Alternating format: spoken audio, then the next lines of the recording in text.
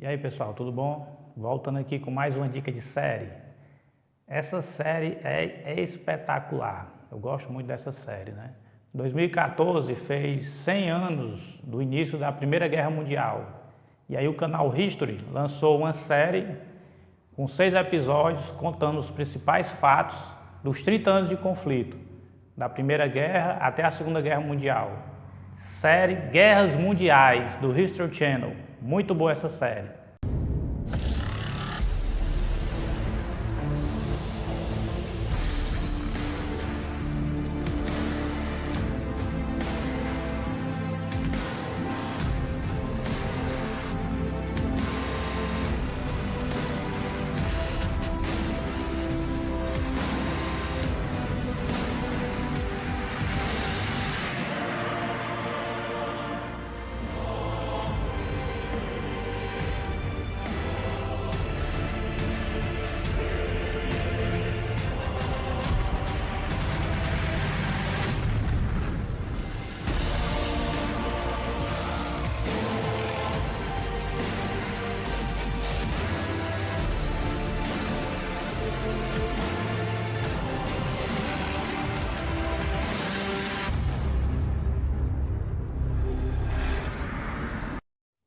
Então tá aí, né, pessoal? Essa série inicia com a Primeira Guerra Mundial, né? A gente sabe que a Primeira Guerra Mundial, ela trouxe uma série de inovações em termos de guerra, né? Ela trouxe aí novos equipamentos, né, como metralhadoras automáticas, trouxe aí o tanque de guerra, submarino, aviões, trouxe o lança-chamas. Então, até então, a Primeira Guerra Mundial, até então as guerras eram travadas através de infantaria e cavalaria, né?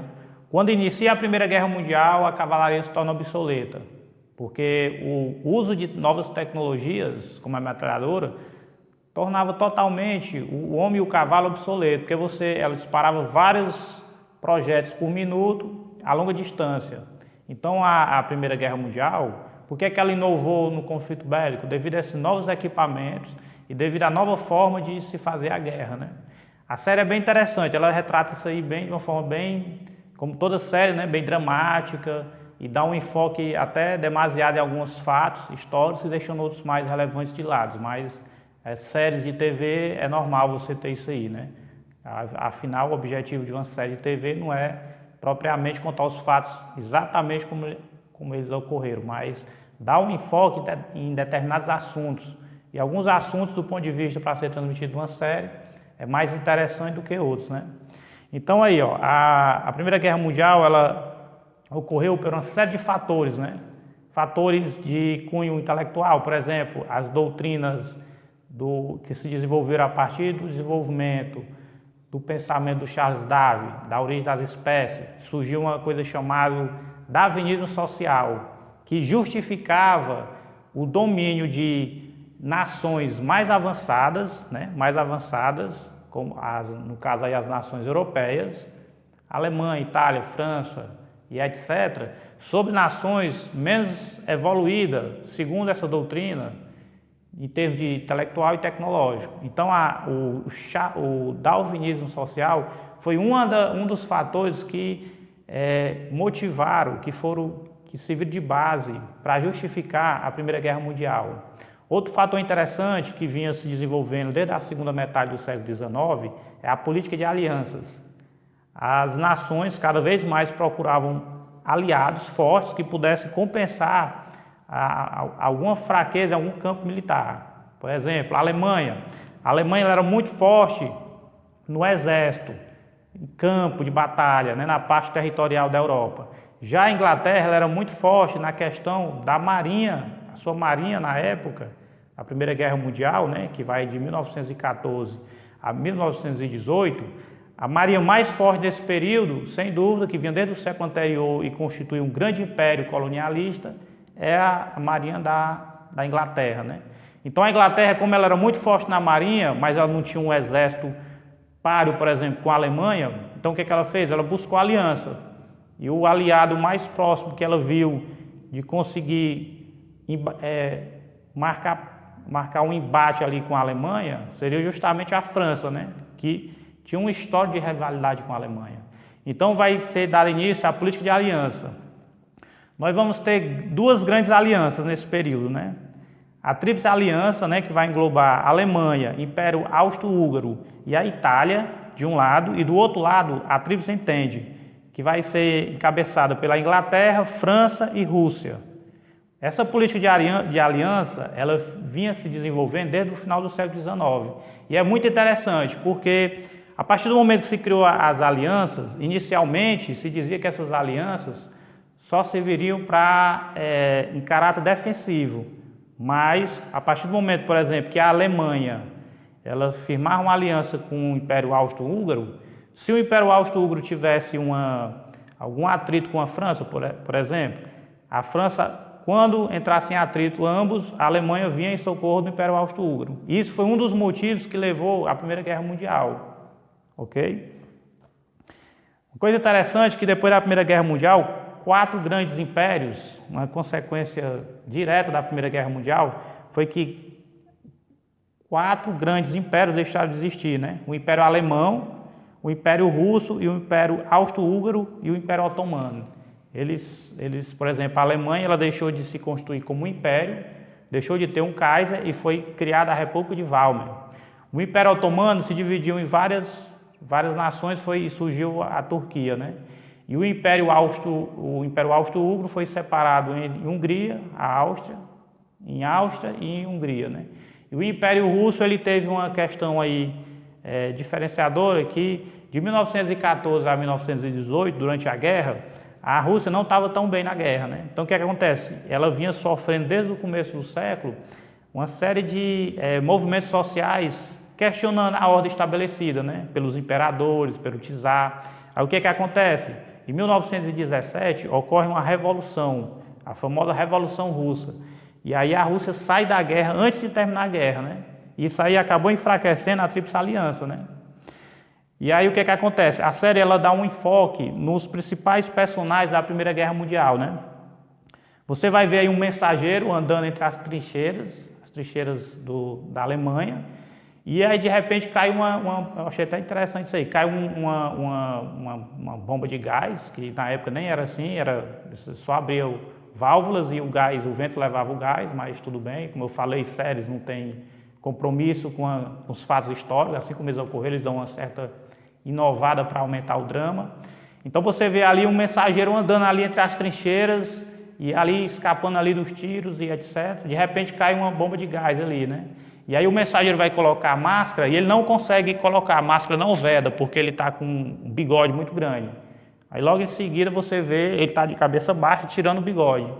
Quando ele tira o bigode, que ele levanta a cabeça, você vê aquele bigodinho característico aqui do Hitler, né? Aí você observa que é o Adolf Hitler ainda jovem na Primeira Guerra Mundial, né? Em seguida são apresentados outros personagens, né? Apresentado o Mussolini como um atirador nas fronteiras ali entre a Itália. Depois aparece aí o Winston Churchill, que nessa época ele era o primeiro Lorde do Almirantado, e a gente sabe aí que na Segunda Guerra ele vai ser o primeiro-ministro inglês. Depois a gente vê aí o Charles de Gaulle, que vai ser uma das pessoas que vão encabeçar a resistência francesa na Segunda Guerra Mundial e no lado da Europa, né? E no lado dos Estados Unidos nós vamos ter aqui o Woodrow Wilson, que era o presidente dos Estados Unidos na Primeira Guerra Mundial, e depois o Hiteki Tojo. O Hiteki Tojo aí no período aí, nos primeiros episódios da série, é mostrado aí como fazendo o treinamento dele, e até então não era conhecido, né? O que acontece? Na Primeira Guerra Mundial, a maioria desses personagens não tiveram um papel assim decisivo na guerra, né? Ao contrário do Woodrow Wilson, que já era o presidente dos Estados Unidos, e do Winston Churchill, que já tinha um envolvimento político, os outros não eram nem conhecidos, né? O Stalin, o Hitler, o Mussolini eram apenas mais soldados em trincheiras, né? Mais soldados lutando na guerra ali, né? Então a série, né, ela dá um enfoque demasiado nesses personagens aí, ela dá um enfoque, mas como eu falei, a série é assim, né? A série ela tem que dar um ponto de vista ali dos produtores da série, né? Mas é interessante você acompanhar isso aí na série, né? E aí eu queria trazer um livro aqui, que é um livro que eu estou lendo aqui, que é esse livro aqui, ó. A Primeira Guerra Mundial, livro muito bom esse livro aqui. Ele tem um pouco mais de 600 páginas e ele vai retratar todos esses fatores que levaram à Primeira Guerra Mundial, né? Esse livro aqui é bem interessante aqui, muito bom esse livro. Eu lembro aqui que quando fez 90 anos da Primeira Guerra Mundial, foi lançado uma revista aqui, ó, 90 anos comemorativos da Primeira Guerra Mundial, da Aventuras na História, né? Bem interessante aqui, ó. Não é isso? Então, é como eu venho dizendo, aí a série dá um enfoque na Primeira Guerra Mundial, posteriormente ela dá uma breve relato dos fatos importantes entre o período entre guerras, né? Como a gente sabe, após a Primeira Guerra Mundial, 1918, a Alemanha ela é considerada culpada pelo Tratado de Versalhes, né? Em 1919 é assinado o Tratado de Versalhes. E o Tratado de Versalhes impôs uma série de restrições à Alemanha. Ela não poderia ter um exército acima de 100 mil pessoas, ela não poderia ter algumas armas, estava proibida de ter algumas armas, e ela perdeu alguns territórios. Esses territórios que a Alemanha perdeu, ela vai tentar adquirir na Segunda Guerra Mundial, né? No período entre guerras, nós vamos ter que, quando foi assinado o Tratado de Versalhes, foi criada também a Liga das Nações. É como se fosse uma espécie de precursora da que a gente tem hoje, a ONU, né? E a Liga das Nações, ela tinha esse objetivo, que era tentar resolver, através do diálogo, os conflitos que tinham entre as nações. E a gente sabe que ela, infelizmente, falhou, né? Porque foi deflagrada a Segunda Guerra Mundial. Então, nós temos fatos importantes do período entre guerras. A criação da Liga das Nações, em 1919, e o Tratado de Versalhes, né? O Tratado de Versalhes foi um dos motivos que levou à Segunda Guerra Mundial, porque ela impôs pesadas punições à Alemanha, e a Alemanha ela se sentiu ultrajada pelo Tratado de Versalhes. Então, ela vai procurar, posteriormente, a eliminar o Tratado de Versalhes, né? Então, o que acontece? Na década de 20 e 30, houve uma série de conflitos nos países que se envolveram na Primeira Guerra Mundial, tanto os que venceram como os que perderam a Primeira Guerra, mas principalmente os que, por exemplo, a Alemanha, que foi considerada culpada, ela ficou com a economia totalmente bagunçada, né? Ela foi a que mais sofreu posteriormente ao conflito. E o que acontece? Na década de 20 e 30, que é quando você tem aí, acabou o Império e nós vamos ter a República de Weimar, apesar da sociedade já estar toda desorganizada e tendente ali a ter uma série de conflitos, havia uma luta ideológica entre o pessoal que defendia o socialismo e o pessoal da direita, né? E aí se abriu margem para o fascismo, né? Para o nazismo, né? No caso, o fascismo foi na Itália, né? O Benito Mussolini ele vai criar um movimento, que é o fascismo, que vai tomar o poder na Itália, né? E, posteriormente, na década de 20, o Hitler ele vai tentar um golpe de Estado, o golpe não vai para frente. Alguns companheiros dele, durante o golpe, que é o putsch nazista, né, acabam sendo mortos no confronto com a polícia.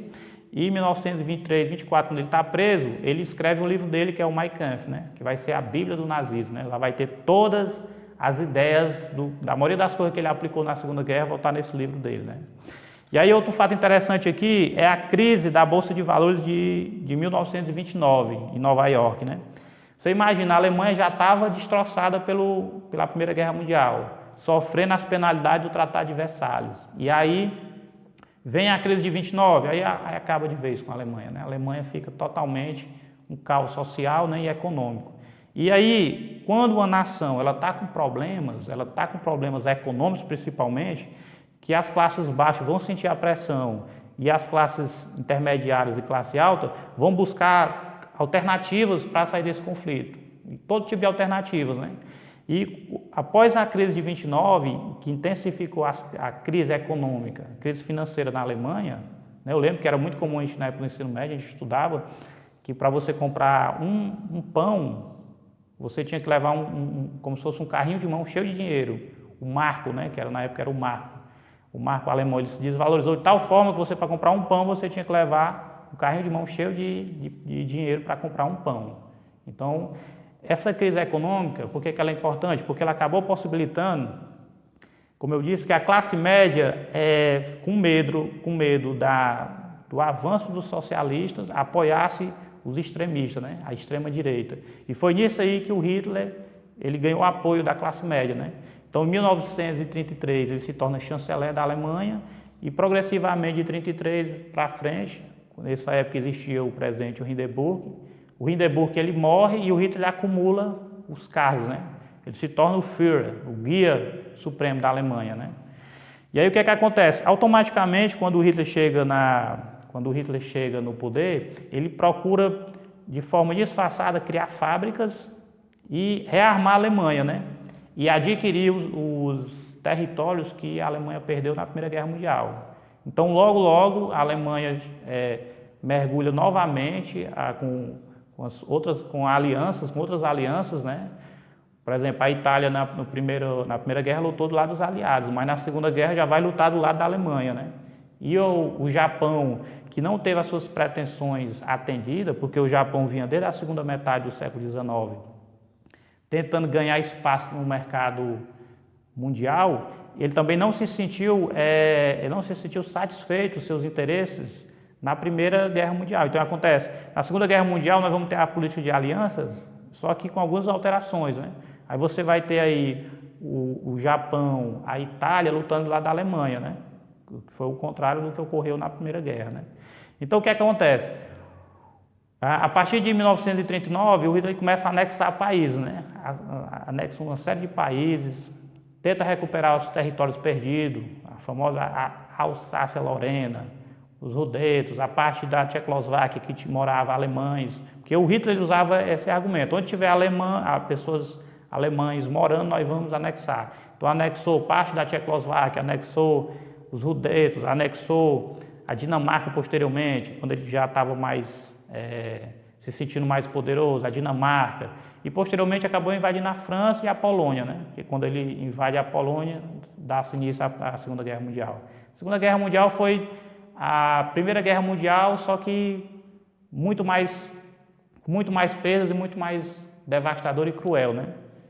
E aí nós vamos ter um livro interessante sobre a Segunda Guerra Mundial, eu vou colocar o card aí, sobre quem quiser saber mais. Como eu disse, as séries de televisão sobre história são importantes, são materiais extras para você auxiliar no estudo, né? Filmes e séries, eles cometem alguns erros, algumas incoerências históricas, por isso que sempre que eu dou a dica da série, eu dou a dica de um livro, porque o livro ele vai complementar e vai dar os fatos mais próximos do que realmente ocorreu, né? Então vou deixar a dica do livro aí.